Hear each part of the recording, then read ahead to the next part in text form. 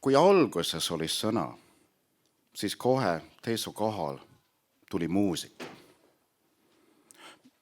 Kujutan ette, et pärast seda, kui Aadam Edenist vali visati, pidi ta mõtlema, kuidas edasi elada.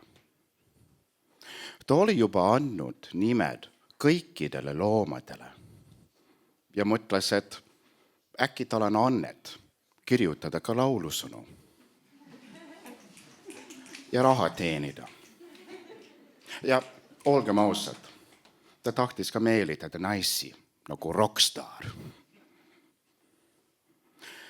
Ta hakkas kirjutama autobiograafilise laule saksa keeles.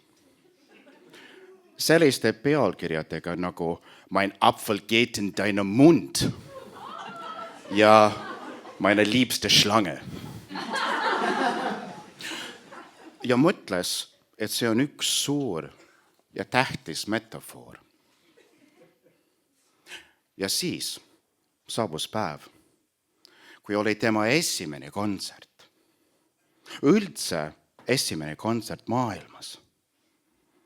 Ta oli unistanud suurtest naiste hulkadest ja natukene kuulsusest.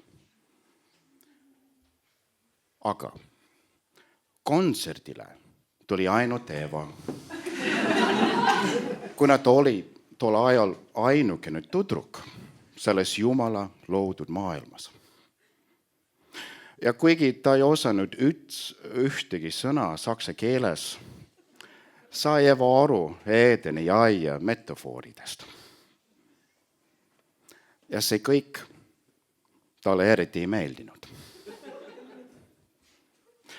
Need esimesed tsivilisatsiooni laulud ei olnud väga head.